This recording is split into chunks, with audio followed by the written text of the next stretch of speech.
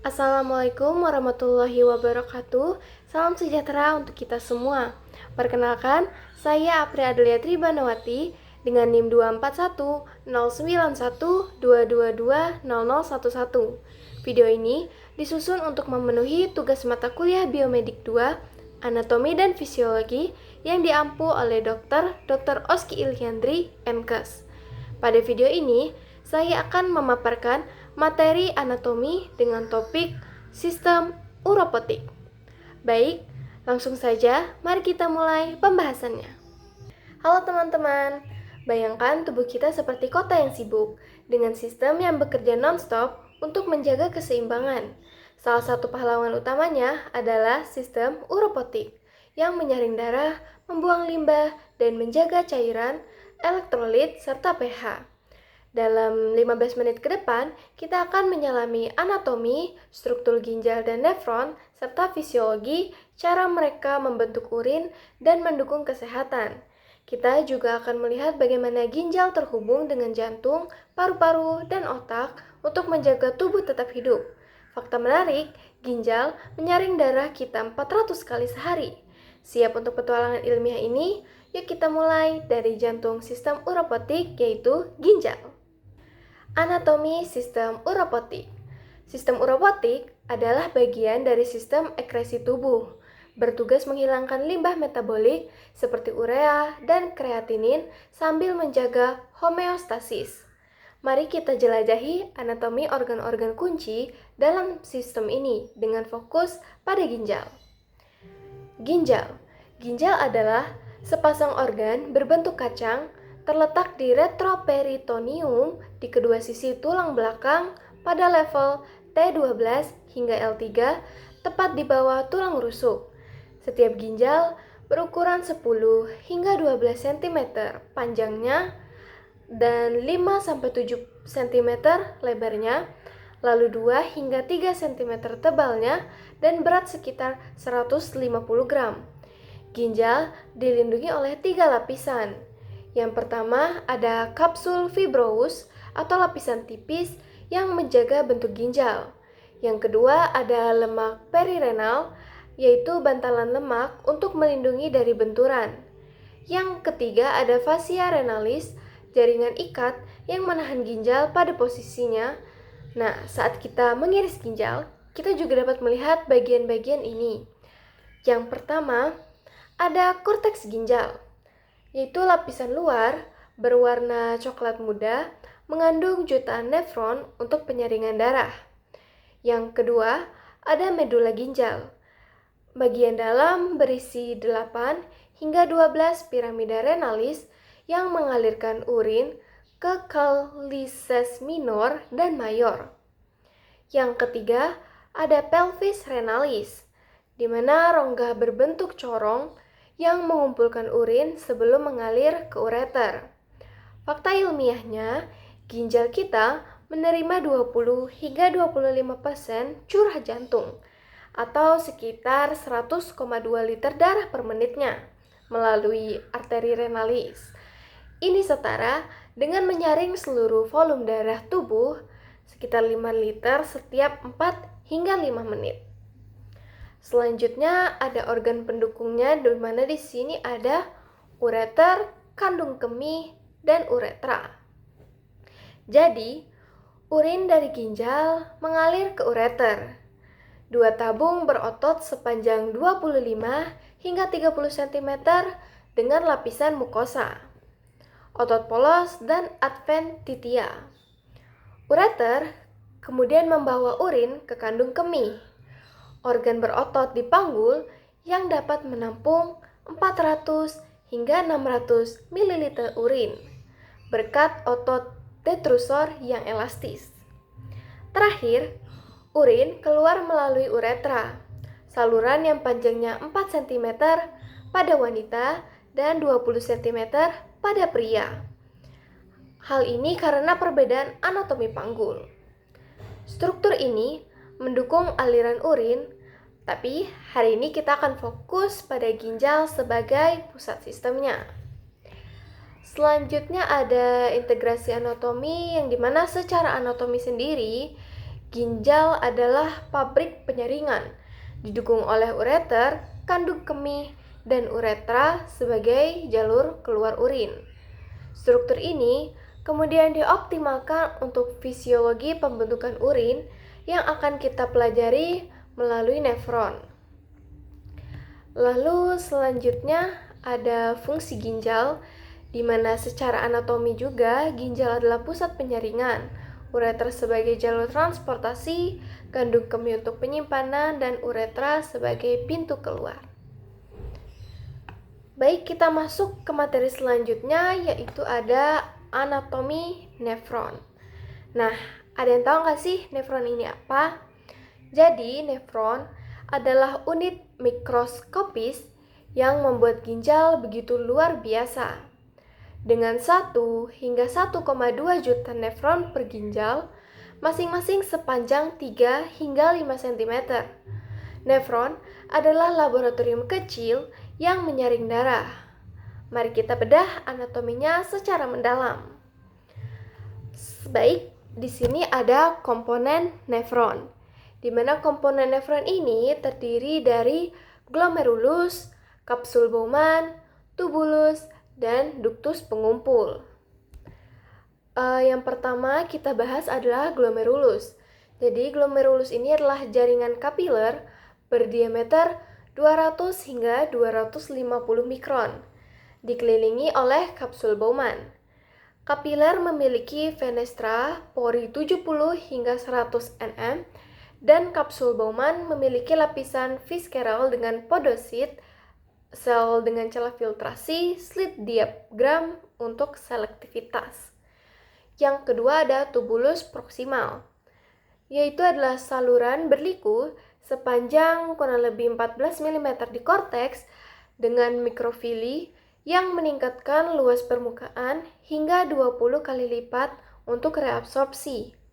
Dindingnya kaya akan mitokondria untuk transport aktif. Bagian yang ketiga ada loop handle. Loop handle ini adalah struktur berbentuk U yang panjangnya 15 hingga 30 mm, memanjang ke medula. Lengan descendant tipis, permeable air, dan lengan ascendant tebal, impermeable air, menyerap natrium, menciptakan gradien osmotik. Lalu bagian yang keempat ada tubulus distal. Tubulus distal sendiri adalah saluran dengan kurang lebih 5 mm di korteks, dengan sel utama untuk pengaturan ion dan pH. Bagian yang kelima ada ductus pengumpul. Ductus pengumpul sendiri adalah saluran akhir dengan panjang sekitar 20 mm mengalirkan urin ke salsies minor. Meski bukan bagian nefron, ini juga adalah kunci untuk konsentrasi urin. Nah, fakta menariknya, total panjang tubulus nefron dalam 2 ginjal bisa mencapai 160 km. Nah, hal ini menunjukkan betapa efisiensinya ginjal dalam memproses darah. Selanjutnya ada vaskularisasi nefron. Jadi, darah masuk melalui arteri renalis, bercabang ke arteriol aferen yang menyuplai glomerulus. Setelah filtrasi, darah keluar via arteriol eferen lalu ke kapiler peritubular, mengelilingi tubulus proksimal dan distal, mendukung reabsorpsi dan sekresi. Lalu vasa rekta, kapiler panjang di medula, paralel dengan loop handle, menjaga gradien osmotik untuk urin pekat. Darah kembali ke sirkulasi melalui vena renalis.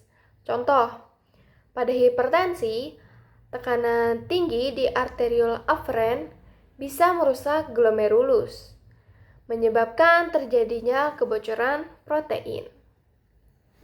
Selanjutnya di sini ada fisiologi pembentukan urin. Sekarang kita ke fisiologi inti. Bagaimana nefron membentuk urin melalui 3 proses. Yang pertama filtrasi glomerulus, reabsorpsi tubulus, dan sekresi tubulus. Proses ini adalah jantung dari fungsi ginjal menghilangkan limbah sambil menjaga keseimbangan tubuh. Baik, langsung saja ke yang pertama, ada filtrasi glomerulus.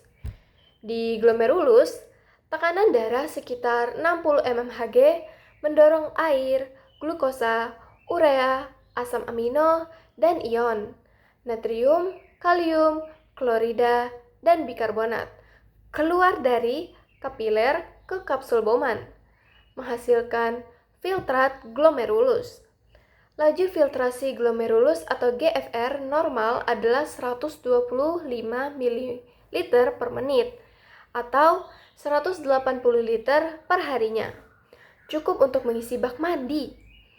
Jadi sel darah merah atau trombosit dan protein besar seperti albumin itu tetap di darah karena 3 lapisan filtrasi. Yang pertama itu endotel kapiler atau pori fenestra 70 hingga 100 nm menyaring partikel besar. Yang kedua membran basal atau jaringan kolagen dan glikoprotein selektif berdasarkan ukuran dan muatan. Dan yang terakhir podosit, celah filtrasi 4 hingga 11 nm memblokir molekul besar. Contoh klinis, pada glomerulonefritis, peradangan merusak podosit, menyebabkan proteinuria atau protein di urin terlihat sebagai urin berbusa. Pada diabetes, GFR meningkat awalnya lalu menurun seiring kerusakan ginjal. Lanjut ke tahap yang kedua, ada reabsorpsi tubulus. Jadi, filtrat mengalir ke tubulus dan tubuh mengambil kembali 99% isinya. Di tubulus proksimal, 65% air, 100% glukosa, asam amino, dan natrium diserap. Glukosa diangkut via transporter SGLT2 atau sodium glucose transporter 2, didukung oleh pompa natrium kalium yang kaya energi dari ATP. Mikrofili meningkatkan luas permukaan. Jika SGLT2 gagal, seperti pada diabetes mellitus, glukosa muncul di urin atau glukosuria. Di loop handle, lengan descendant menyerap air karena permeabilitasnya, membuat filtrat pekat. Lengan ascendant menyerap natrium dan klorida via transporter NKCC2, menciptakan gradien osmotik di medula 300 hingga 1200 mOSM per L.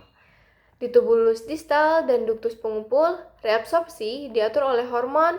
Yang pertama ada aldosteron, yang dimana meningkatkan natrium dan air, menjaga tekanan darah, dipicu oleh renin.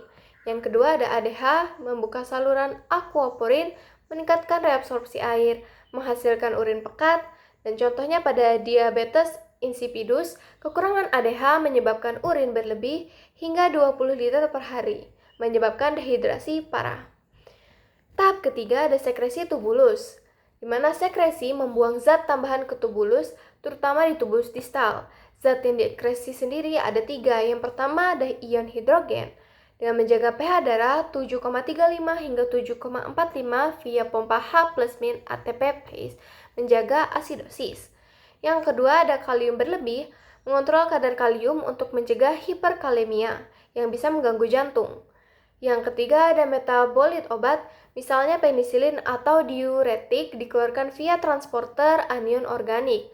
Hasilnya adalah urin, mengandung sekitar 95% air, urea, kreatinin, dan limbah. Warna kuning berasal dari urobilin, pigmen dari pemecahan hemoglobin. Selanjutnya yang keempat adalah mengapa sistem uropotik ini penting. Jadi, sistem uropotik khususnya ginjal adalah pilar utama homeostasis tubuh. Mari kita lihat peran luasnya dan mengapa menjaga ginjal sangat penting. Yang pertama untuk regulasi tekanan darah. Ginjal melepaskan renin saat tekanan darah turun, memicu sistem renin angiotensin aldosteron atau RAA. Angiotensin 2 menyebabkan vasokonstriksi arteri, sementara aldosteron meningkatkan retensi natrium dan air, menaikkan tekanan darah. Contohnya, pada hipertensi kronis, sistem RAA overaktif bisa membebani jantung. Yang kedua, untuk pembentukan sel darah merah. Ginjal memproduksi eritropoietin, hormon yang merangsang sumsum tulang untuk menghasilkan eritrosit. Pada gagal ginjal kronis, kurangnya eritropoietin menyebabkan anemia, membuat pasien lelah dan pucat. Yang ketiga ada untuk keseimbangan pH. Ginjal mengeluarkan ion hidrogen dan menyerap bikarbonat, menjaga pH darah pada 7,35 hingga 7,45. Ketidakseimbangan pH bisa mengganggu enzim dan metabolisme. Misalnya, pada asidosis metabolik, ginjal meningkatkan sekresi hidrogen untuk koreksi. Lalu, untuk detoksifikasi limbah. Jadi, ginjal membuang urea dari metabolisme protein, kreatinin dari kerja otot, dan asam urat, mencegah toksisitas. Pada gagal ginjal akut, penumpukan urea menyebabkan uremia dengan gejala mual dan bingung. Adapun gangguan umumnya, itu yang pertama ada batu ginjal, kristal kalsium atau asam urat yang menyebabkan ureter, menyebabkan nyeri kolik renalis. Ada glomerulonefritis, peradangan glomerulus menyebabkan proteinuria dan hematuria. Dan yang terakhir ada gagal ginjal menyebabkan edema, hipertensi, dan anemia. Nah, tips menjaga ginjal itu kita bisa minum 2 hingga 3 liter air per hari, kurangi garam dan protein berlebih, konsumsi buah seperti cranberry untuk mencegah infeksi, dan lakukan pemeriksaan rutin untuk tekanan darah dan fungsi ginjal. Penutup, itulah perjalanan kita melalui anatomi dan fisiologi sistem uropotik, dari struktur mikroskopis nefron hingga peran besar ginjal dalam menjaga tubuh seimbang. Ginjal adalah organ kecil dengan dampak luar biasa, menghubungkan sistem kardiovaskular, hematopoietik, dan metabolisme untuk mendukung kehidupan. Dengan memahami cara kerjanya tadi, kita bisa lebih bijak menjaga kesehatan ginjal. Jika kalian menyukai video ini, jangan lupa like, share, dan subscribe untuk konten edukasi lainnya. Apabila ada salah kata, mohon dimaafkan. Terima kasih telah menonton. Wassalamualaikum warahmatullahi wabarakatuh.